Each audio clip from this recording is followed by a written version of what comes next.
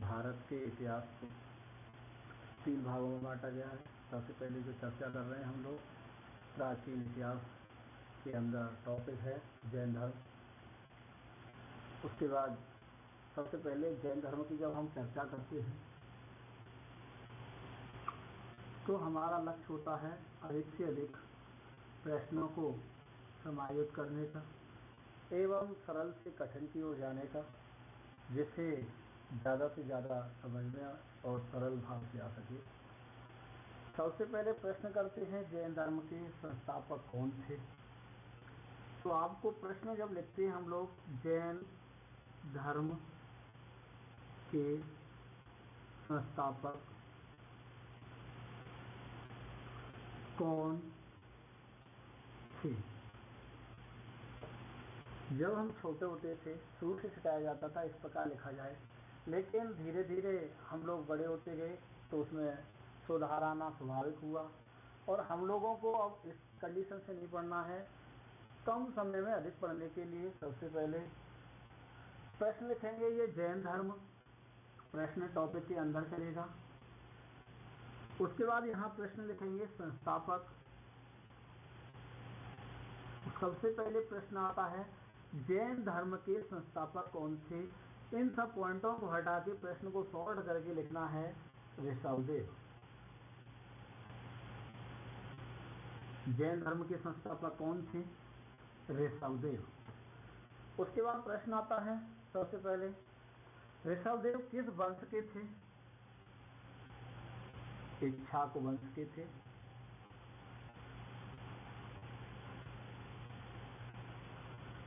इसके बाद प्रश्न आता है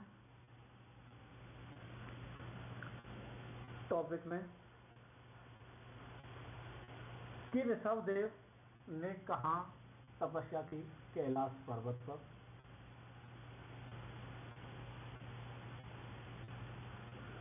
उसके बाद प्रश्न आता है ऋषभदेव का उल्लेख किस वेद में है? तो आंसर आता है ऋग्वेद में इनका उल्लेख मिलता है।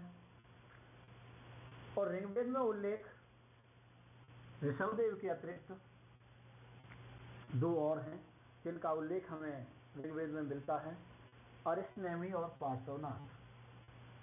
अरिष्टनेमी प्लस दूसरे हैं पार्श्वनाथ, इनका उल्लेख हमें ऋग्वेद के अंदर मिलता है। कभी कभी प्रश्न पूछ लेता है कि ऋषभदेव किस नंबर के थे, तो यहाँ लिखेंगे फर्स्ट। उसके बाद प्रश्न आता है अरिष्टनेमी किस नंबर के थे? 22वें नंबर के थे। पार्श्वनाथ कौन से नंबर के थे? 23वें नंबर के थे। उसके बाद प्रश्न आता है पार्श्वनाथ कहाँ जन्मे थे? काशी में। उसके बाद प्रश्न आता है सबसे ज्यादा कि इन्होंने किस पर्वत पर या शिखर पर तपस्या की? तो प्रश्न आता है तपस्या की शिखर पर्वत पर। कभी कभी प्रश्न पूछ लिया जाता है इनके पिताजी का नाम क्या था? तो इनके पिताजी का नाम अश्वसेन था।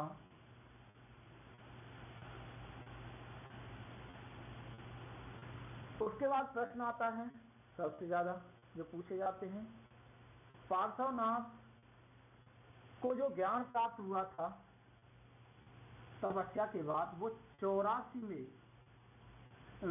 दिन ज्ञान प्राप्त हुआ था। उसके बाद प्रश्न आता है सबसे ज्यादा कि इन्होंने 4 आर्यव्रत जोड़े। 4 आर्यव्रत जोड़े कौन कौन से थे? सबसे पहले प्रश्न आता है AAA AAA का मतलब है अहिंसा। उसके बाद प्रश्न आता है अस्तेय उसके बाद प्रश्न आता है अपरिग्रह। उसके बाद जो चौथा अंतिम जोड़ा था वो था सत्य।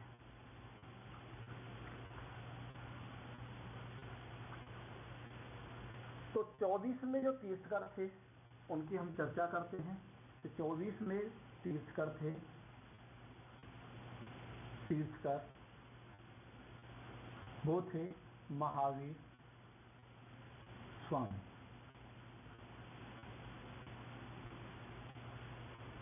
महावीर स्वामी की जब हम चर्चा करते हैं तो सबसे पहले इनके वंश यात्रक वंश के थे। उसके बाद चर्चा करते हैं जब यात्रक वंश के थे ये, तो इनका जन्म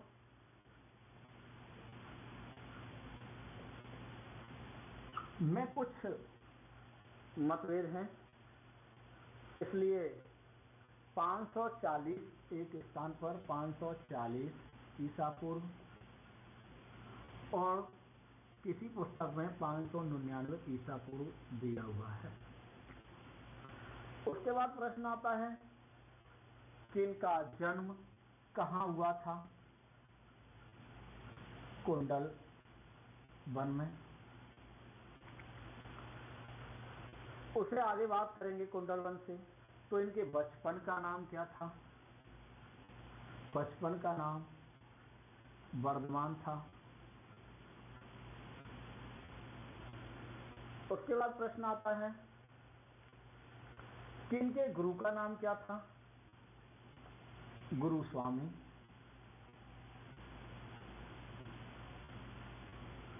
जो स्वामी गौतम के नाम से जाने जाते थे। उसके बाद प्रश्न आता है इनकी माता, पिता, इनका भाई,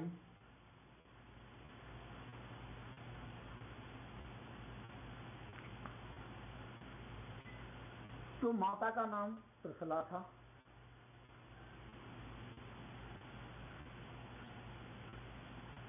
पिता का नाम सिद्धार्थ,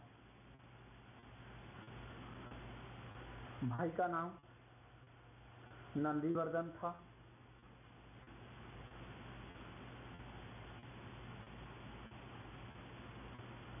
इन्हीं की आज्ञा से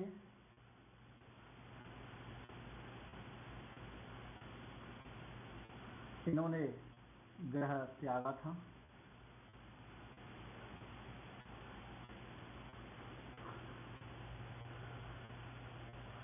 इनकी जो शादी या विवाह हुआ था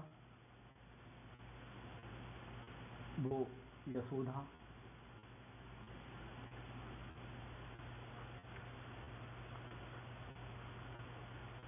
उसके बाद इनकी एक पुत्री हुई। पुत्री का नाम अनुजा।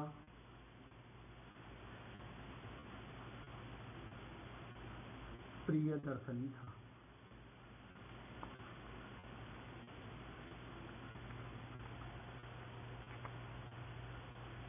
इनका दामाद जमाली था। उसके बाद प्रश्न आता है कि पहला जो शिष्य बना और पहला जो विरोधी था वो जमाली था। प्रथम शिष्य या प्रथम विरोधी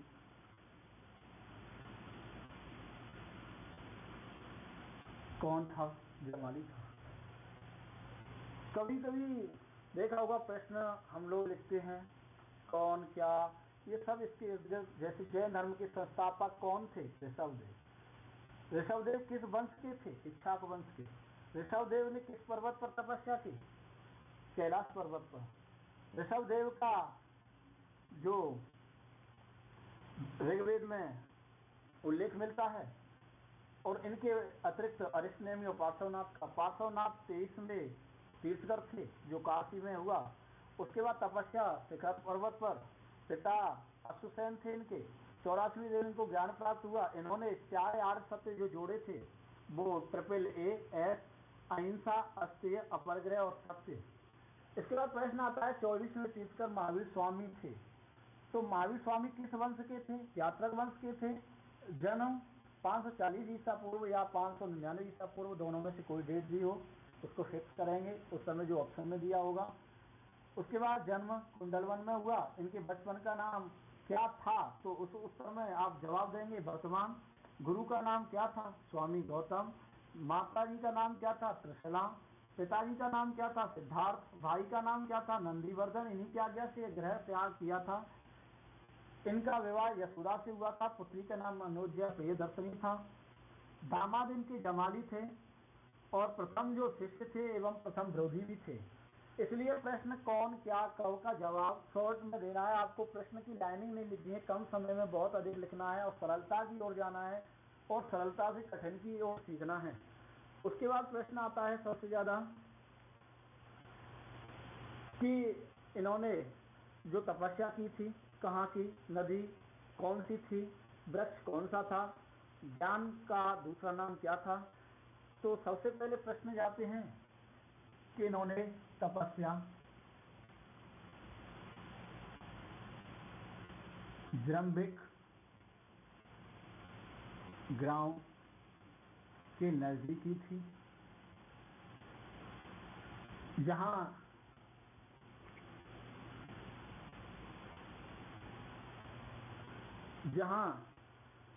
प्रश्न आता है नदी थी ऋजपालिका।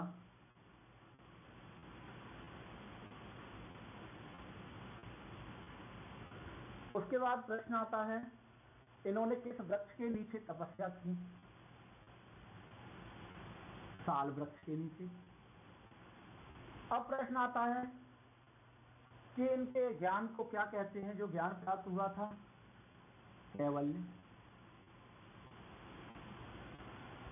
उसके बाद प्रश्न आता है महावीर स्वामी को क्या क्या कहते थे जैन अनुयायी? जैन अनुयायी महावीर स्वामी को सबसे पहले कहा जाता था जिन, अहर्त, निग्रंथ, इन नामों से जाने जाते थे, जिनमें जिन, अहर्त और निग्रंथ के नाम से जाने जाने लगे हैं। उसके बाद प्रश्न आता है कि इनकी मृत्यु कब हुई? 72 वर्ष की अवस्था में इनकी मृत्यु हुई।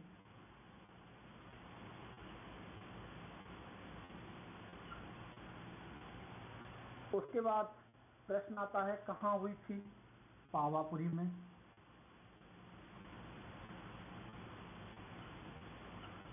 अब प्रश्न आता है इन्होंने जो 5वां आर्यव्रत जोड़ा था, 5वां आर्यव्रत, उसका नाम था ब्रह्मचर्य। ब्रह्मचर्य।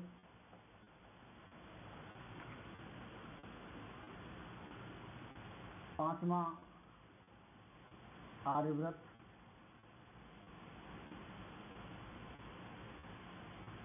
ब्रह्मचर्य। इस प्रकार आर्यव्रतों की संख्या टोटल 5 हो जाती है, जिसमें ट्रिक बनती है ट्रिपल ए, एस और बी। अस्तेय, अहिंसा, अपरग्रह, सत्य और ब्रह्मचर्य, 5 को मिला के ये महाव्रत बनते हैं। उसके बाद प्रश्न आता है प्रथम जैन भिक्षुणी कौन थी? फर्स्ट जैन भिक्षुणी कौन थी? तो उसका नाम था चंदना। इनकी जब चर्चा होती है तो सबसे पहले प्रश्न यही निकल के आता है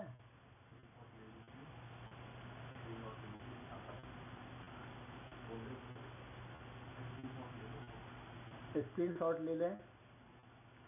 इसके बाद मैं साफ कर रहा हूँ। 72 वर्ष की अवस्था में हुई तो उसकी डेट है 468 ईसा पूर्व या 527 ईसा पूर्व। 468 ईसा पूर्व या 527 ईसा पूर्व।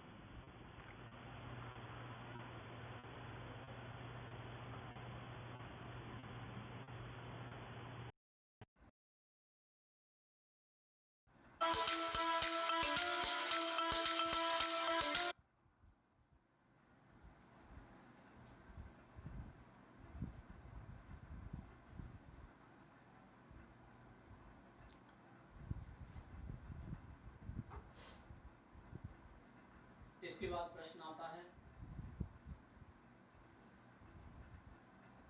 कि जैन धर्म दो पंथों में बटा। जो दो पंथ थे वो चंद्रगुप्त मौर्य के समय दो भागों में विभाजित हुआ। नंबर 1 श्वेतांबर और दूसरा है दिगंबर। कुछ लोग कहते हैं कर्नाटक में एक बार अकाल पड़ गया, जिसके कारण जो लोग कर्नाटक में रह गए तथा जो छोड़कर भाग गए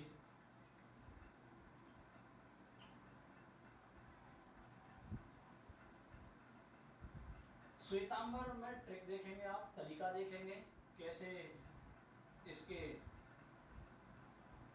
संस्थापक को पहचाना जा सकता है। श्वेतांबर का मतलब रहने का मतलब है एक जगह स्थिर हो गए। इसका मतलब है इसके संस्थापक स्थूलभद्र बने। छोड़कर भाग गए, भागने का मतलब है भद्र बाहु। इनकी पहचान है श्वेत वस्त्र धारण करना। दिगंबर का मतलब है जो चारों दिशाएं हैं वही इनके वस्त्र हैं, वही इनके वस्त्र हैं। उसके बाद प्रश्न आता है कि जब दो भागों में बट गए, इनका विभाजन हो गया, उसके बाद महावीर स्वामी ने जैन धर्म के 3 रत्न जो हैं AD के। मैं थोड़ा टॉपिक छोड़ के एक सेकंड नई चीज बताना चाहूंगा बीच में कि अगर आपने साइंस की में पढ़ा होगा कि जल में घुलने वाली विटामिन और वसा में घुलने वाली विटामिन, तो प्रश्न आता है ADE अगर लिखा जाए तो ये विटामिन किस में घुलती हैं? वसा में। प्रश्न आता है कौन सी विटामिन जल में घुलनशील है? तो B और C। इसी प्रकार इसमें से ट्रिक निकाल के दिया है AD के। A का मतलब है आचरण, D का मतलब है दर्शन, K का मतलब है नॉलेज ज्ञान। जो 3 रत्न बनाए हैं वो आचरण, सम्यक ज्ञान और सम्यक दर्शन, इन तीनों चीजों पर फोकस किया गया है। उसके बाद प्रश्न निकल के आता है सबसे ज्यादा कि सत्य की खोज के लिए इन्होंने 30 वर्ष की अवस्था में सत्य की खोज के लिए 30 वर्ष की अवस्था में, पहले भी मैं चर्चा कर चुका चुका हूं नंदीवर्धन की आज्ञा से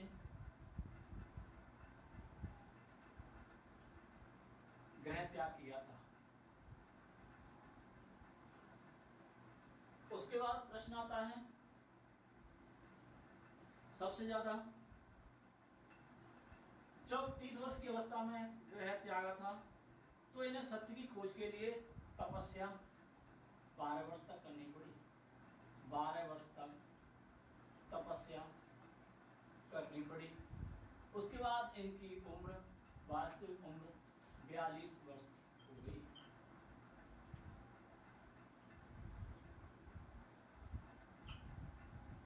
उसके बाद प्रश्न आता है सबसे ज्यादा धीरे धीरे ये सारी चीजें होने के बाद 11 गढ़धरों में विभाजित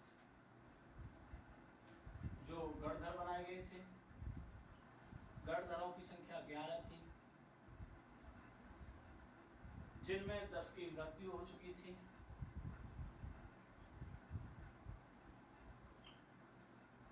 उसके बाद जो एक महावीर स्वामी के बाद भी जिंदा रहे,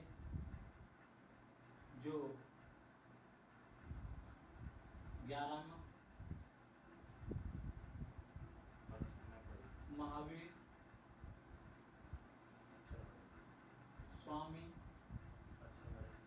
स्वामी के बाद अधिकतर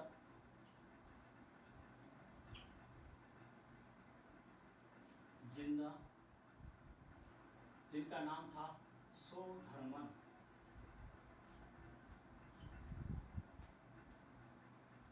उसके बाद प्रश्न आता है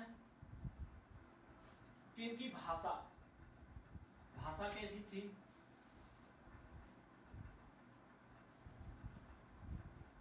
प्राकृत शुरू में, उसके बाद जब लोक प्रचलन में जो उनकी भाषा आई थी, धीरे धीरे जो लोक प्रचलन में आती चली गई, उसका नाम था अर्धमागधी।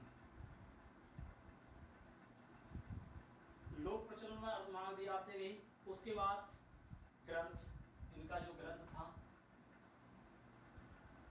जो संस्कृत में लिखा गया,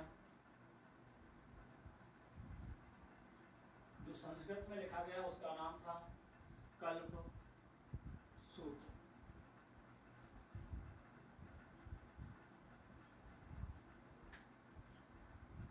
इसके रचयिता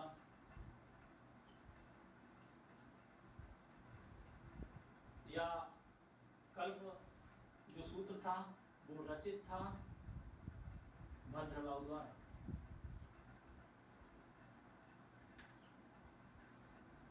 उसके बाद प्रश्न आता है भाई जैन धर्म का संरक्षण।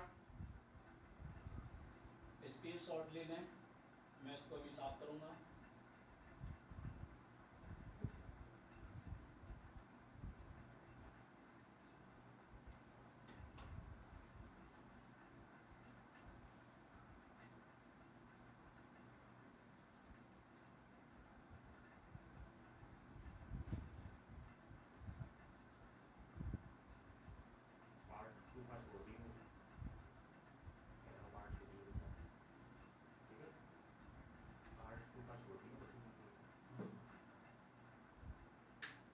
इसके बाद प्रश्न आता है भाई जैन धर्म का संरक्षण करने वाले राज्य कौन कौन से थे। उसमें गंगवंश के राज्य। उसके बाद प्रश्न आता है गंगवंश के बाद कदम्ब, कदम्ब के बाद चालुक्य राज्य। उसके बाद जो अंतिम थे वो राष्ट्रकूट। इन राज्यों में जैन धर्म को काफी संरक्षण मिला। उसके बाद राजा जो संरक्षक बने,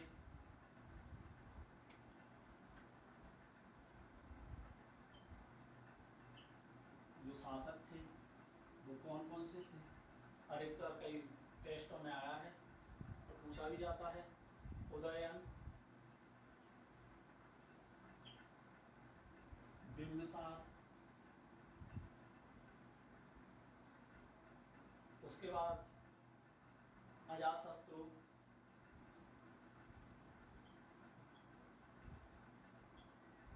अजातशत्रु के बाद चंद्रगुप्त मौर्य,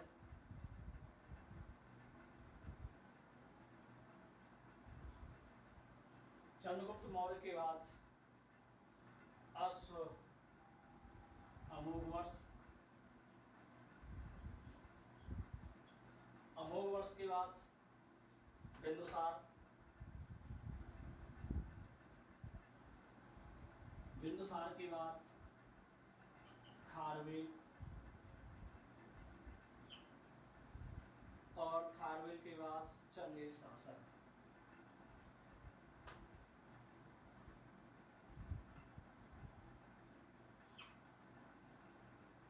इसका अगर पार्ट 2 आपको देखना है तो नेक्स्ट पीरियड जो इस वीडियो को लाइक करें,